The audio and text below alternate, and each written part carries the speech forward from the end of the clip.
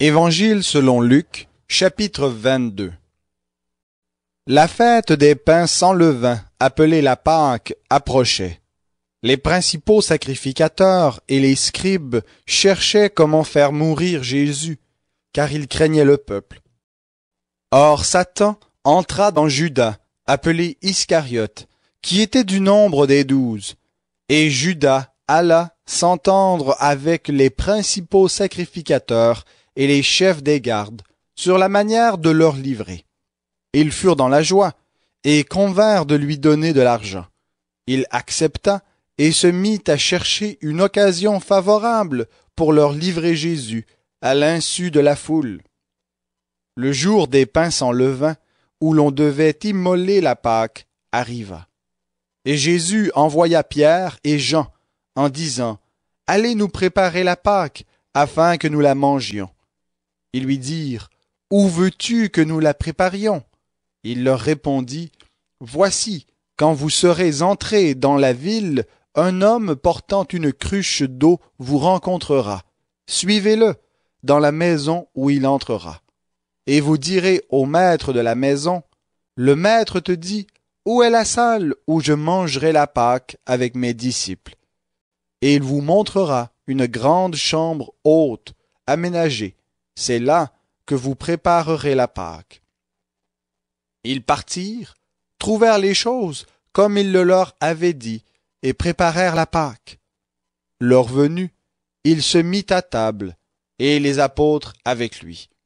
Il leur dit, « J'ai désiré vivement manger cette Pâque avec vous, avant de souffrir, car je vous le dis, je ne la mangerai plus jusqu'à ce qu'elle soit accomplie dans le royaume de Dieu. » Il prit une coupe, rendit grâce, et dit, « Prenez cette coupe, et distribuez-la entre vous, car je vous le dis, je ne boirai plus désormais du fruit de la vigne, jusqu'à ce que le royaume de Dieu soit venu. » Ensuite, il prit du pain, et après avoir rendu grâce, il le rompit, et le leur donna, en disant, « Ceci est mon corps, qui est donné pour vous. Faites ceci en mémoire de moi. » De même, il prit la coupe, après le repas, et la leur donna, en disant, « Cette coupe est la nouvelle alliance en mon sang, qui est répandue pour vous. Cependant, voici celui qui me livre est à table avec moi.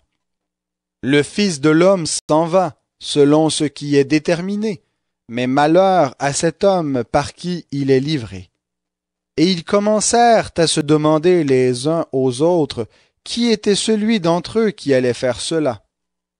Il s'éleva aussi parmi eux une contestation.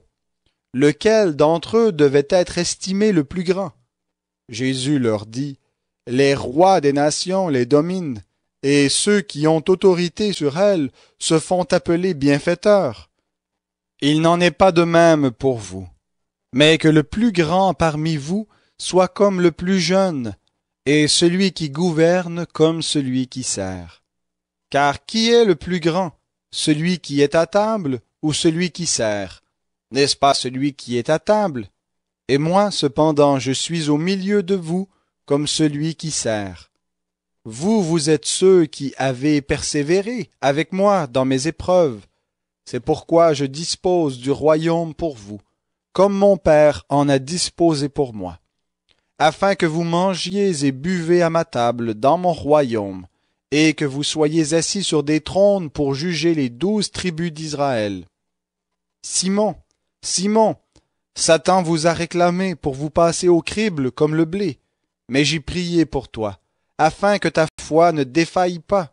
Et toi, quand tu seras revenu à moi, affermis tes frères. Seigneur, lui dit Pierre, je suis prêt à aller avec toi en prison et à la mort. Et Jésus dit, Pierre, je te le dis, le coq ne chantera pas aujourd'hui que tu n'aies nié 3 fois de me connaître. Il leur dit encore, quand je vous ai envoyé sans bourse, ni sac, ni sandales, avez-vous manqué de quelque chose? Ils répondirent, de rien. Et il leur dit, maintenant, au contraire, que celui qui a une bourse la prenne, de même celui qui a un sac, et que celui qui n'a pas d'épée vende son vêtement et en achète une. Car, je vous le dis, ce qui est écrit doit s'accomplir en moi. Il a été compté parmi les malfaiteurs, et ce qui me concerne touche à sa fin. Ils dirent, Seigneur, voici 2 épées. Et il leur dit, c'est assez. Après être sorti, il alla, selon sa coutume, au mont des Oliviers. Ses disciples le suivirent. Arrivé à cet endroit, il leur dit, priez, afin de ne pas entrer en tentation. Puis il s'écarta d'eux d'environ 1 jet de pierre, se mit à genoux et pria, en disant, Père, si tu le veux, éloigne de moi cette coupe. Toutefois, que ce ne soit pas ma volonté, mais la tienne qui soit faite. Alors un ange lui apparut du ciel pour le fortifier. En proie à l'angoisse, il priait plus instamment, et sa sueur devint comme des grumeaux de sang qui tombaient à terre. Il se releva de sa prière et vint vers les disciples qu'il trouva endormis de tristesse. Il leur dit, « Pourquoi dormez-vous? Levez-vous, priez afin de ne pas entrer en tentation. » Comme il parlait encore, voici qu'une foule arriva, et celui qui s'appelait Judas, l'un des 12, marchait devant elle. Il s'approcha de Jésus pour lui donner un baiser. Jésus lui dit, « Judas, c'est par un baiser que tu livres le Fils de l'homme. » Ceux qui étaient avec Jésus, voyant ce qui allait arriver, dirent, « Seigneur, frapperons-nous de l'épée? » Et l'un d'eux frappa le serviteur du souverain sacrificateur et lui emporta l'oreille droite. Mais Jésus prit la parole et dit, « Tenez-vous-en là. » Puis il toucha l'oreille de cet homme et le guérit. Jésus dit ensuite aux principaux sacrificateurs, aux chefs des gardes du peuple et aux anciens qui étaient venus contre lui, « Vous êtes venus comme après un brigand, avec des épées et des bâtons. J'étais tous les jours avec vous dans le temple, et vous n'avez pas mis la main sur moi, mais c'est ici votre heure et le pouvoir des ténèbres. » Après s'être emparés de Jésus, ils l'emmenèrent et le conduisirent dans la maison du souverain sacrificateur. Pierre suivait de loin. Ils allumèrent du feu au milieu de la cour et s'assirent. Pierre s'assit au milieu d'eux. Une servante qui le vit assis devant le feu, le fixa et dit, « Cet homme était aussi avec lui. » Mais il le nia en disant, « Femme, je ne le connais pas. » Peu après, un autre le vit et dit, « Tu es aussi de ces gens-là. » Et Pierre dit à l'homme, « Je n'en suis pas. » Après un intervalle d'environ 1 heure, un autre encore insistait, « Certainement cet homme était aussi avec lui, car il est galiléen. » Pierre répondit, « Toi, je ne sais pas ce que tu veux dire. » Au même instant, comme il parlait encore, le coq chanta. Le Seigneur se retourna et regarda Pierre, et Pierre se souvint de la parole que le Seigneur lui avait dite. « Avant que le coq chante aujourd'hui, tu me renieras 3 fois. » Il sortit, et dehors il pleura amèrement. Les hommes qui tenaient Jésus se moquaient de lui et le frappaient. Ils lui voilaient le visage et l'interrogeaient en disant, « Devine qui t'a frappé. » Et ils proféraient contre lui beaucoup d'autres blasphèmes. Quand il fit jour, le collège des anciens du peuple, les principaux sacrificateurs et les scribes s'assemblèrent et firent amener Jésus devant leur Sanhédrin. Ils dirent, « Si tu es le Christ, dis-le-nous. » Jésus leur répondit, « Si je vous le dis, vous ne le croirez point, et si je vous interroge, vous ne répondrez point. Désormais le Fils de l'homme sera assis à la droite de la puissance de Dieu. » Tous dirent, « Tu es donc le Fils de Dieu. » Et il leur répondit, « Vous le dites, je le suis. » Alors ils dirent, « Qu'avons-nous encore besoin de témoignages? Nous l'avons entendu nous-mêmes de sa bouche. » Évangile selon Luc, chapitre 23. Ils se levèrent tous ensemble et conduisirent Jésus devant Pilate. Ils se mirent à l'accuser en disant: Nous avons trouvé celui-ci qui incitait notre nation à la révolte, empêchait de payer l'impôt à César, et se disait lui-même Christ, roi. Pilate l'interrogea en ces termes: Es-tu le roi des Juifs? Jésus lui répondit: Tu le dis. Pilate dit aux principaux sacrificateurs et à la foule: Je ne trouve rien de coupable en cet homme. Mais ils insistèrent et dirent: Il soulève le peuple, enseignant dans toute la Judée depuis la Galilée, où il a commencé jusqu'ici. Quand Pilate entendit cela, il demanda si cet homme était galiléen.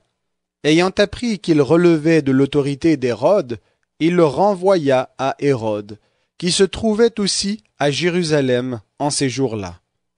Lorsqu'Hérode vit Jésus, il en eut une grande joie, car depuis quelque temps, il désirait le voir à cause de ce qu'il avait entendu dire de lui, et il espérait lui voir faire quelque miracle. Il l'interrogea assez longuement, mais Jésus ne lui répondit rien. Les principaux sacrificateurs et les scribes étaient là et l'accusaient avec véhémence. Hérode, avec ses gardes, le traita avec mépris, et après s'être moqué de lui et l'avoir revêtu d'un habit éclatant, il le renvoya à Pilate. Ce jour même, Pilate et Hérode devinrent amis d'ennemis qu'ils étaient auparavant. Pilate convoqua les principaux sacrificateurs, les chefs et le peuple, et leur dit: Vous m'avez amené cet homme comme entraînant le peuple à la révolte. Voici, je l'ai interrogé devant vous, et je ne l'ai trouvé coupable d'aucune des fautes dont vous l'accusez. Hérode non plus, car il nous l'a renvoyé, et voici, cet homme n'a rien fait qui soit digne de mort. Je le relâcherai donc après l'avoir fait châtier. À chaque fête, il était obligé de leur relâcher un prisonnier. Ils s'écrièrent tous ensemble: Fais mourir celui-ci et relâche-nous Barabbas. Ce dernier avait été mis en prison pour une émeute qui avait eu lieu dans la ville et pour un meurtre. Pilate leur adressa de nouveau la parole avec l'intention de relâcher Jésus. Mais ils criaient: Crucifie, crucifie-le! Pilate leur dit pour la troisième fois: Mais quel mal a-t-il fait? Je n'ai rien trouvé en lui qui mérite la mort. Je le relâcherai donc après l'avoir fait châtier. Mais ils insistèrent à grands cris en demandant qu'il soit crucifié, et leurs cris l'emportèrent. Pilate rendit un arrêt conforme à leur demande. Il relâcha celui qui avait été jeté en prison pour une émeute et pour un meurtre, et qu'il réclamait, mais il livra Jésus à leur volonté. Comme ils l'emmenaient, ils prirent un certain Simon de Cyrène qui revenait des champs, et ils le chargèrent de la croix, pour qu'il la porte derrière Jésus. Une grande multitude de peuples et de femmes le suivaient. Celles-ci se frappaient la poitrine et se lamentaient sur lui. Jésus se tourna vers elles et dit: Filles de Jérusalem, ne pleurez pas sur moi, mais pleurez sur vous et sur vos enfants, car voici les jours viendront où l'on dira: Heureuses les stériles, heureuses celles qui n'ont pas enfanté et qui n'ont pas allaité. Alors on se mettra à dire aux montagnes: Tombez sur nous, et aux collines: Couvrez-nous, car si l'on fait cela au bois vert, qu'arrivera-t-il au bois sec? On conduisait en même temps deux malfaiteurs, qu'on allait faire mourir avec Jésus.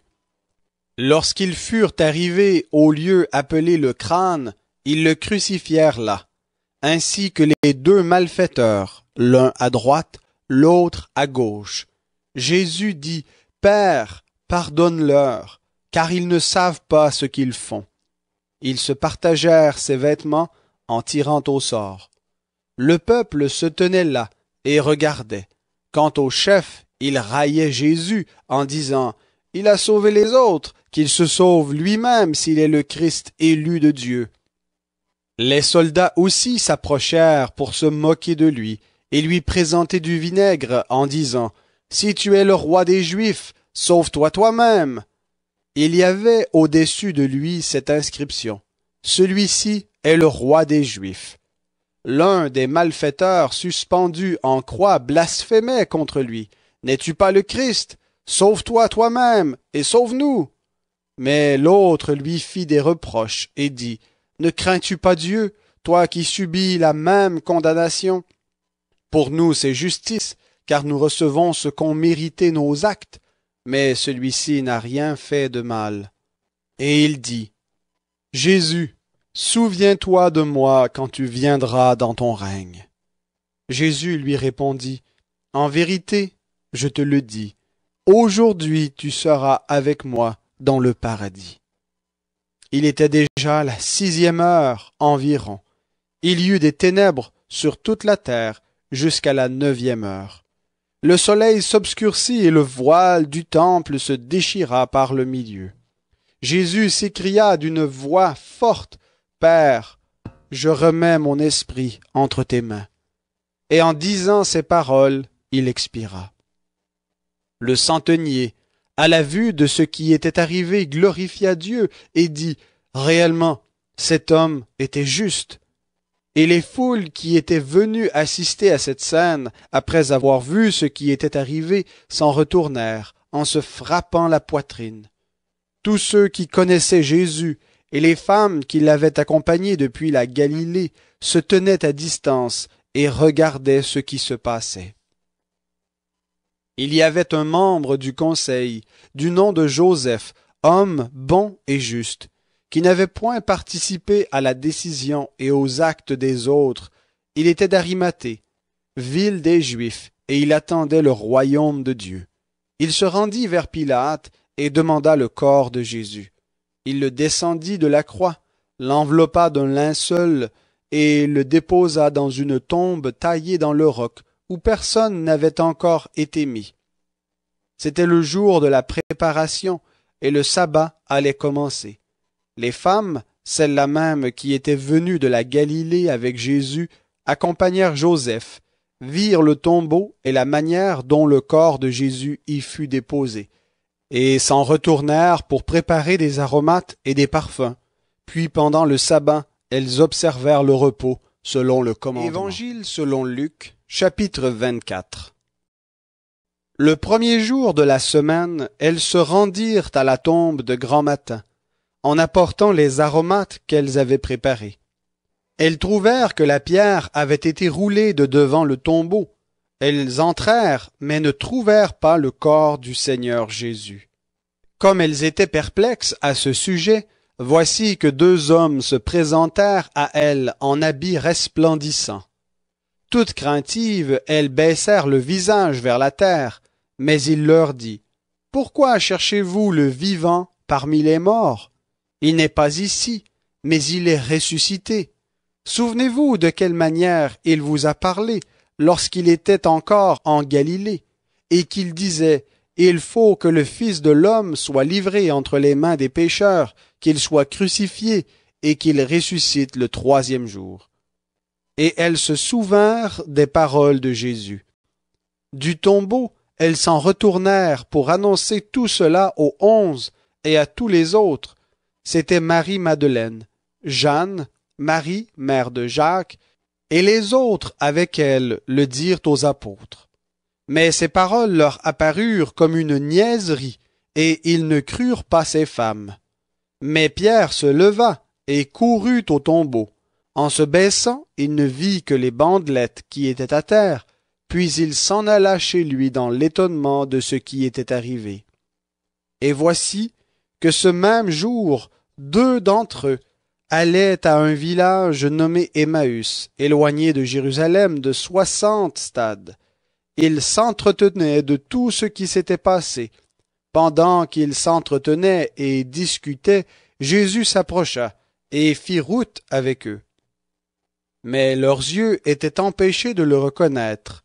Il leur dit, « Quels sont ces propos que vous échangez en marchant? » Et ils s'arrêtèrent, l'air attristé. L'un d'eux, nommé Cléopas, lui répondit, « Es-tu le seul qui séjourne à Jérusalem et ne sache pas ce qui s'y est produit ces jours-ci? » « Quoi? Leur dit-il.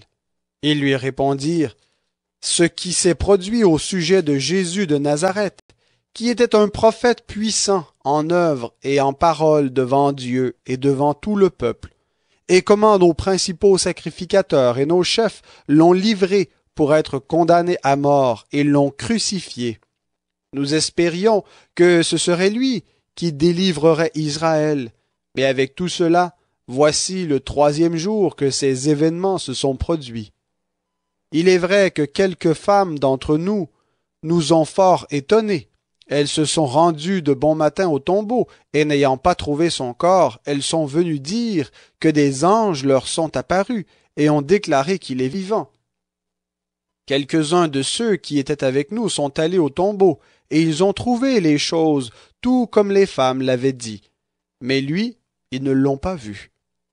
Alors Jésus leur dit, « Hommes sans intelligence, et dont le cœur est lent à croire tout ce qu'ont dit les prophètes.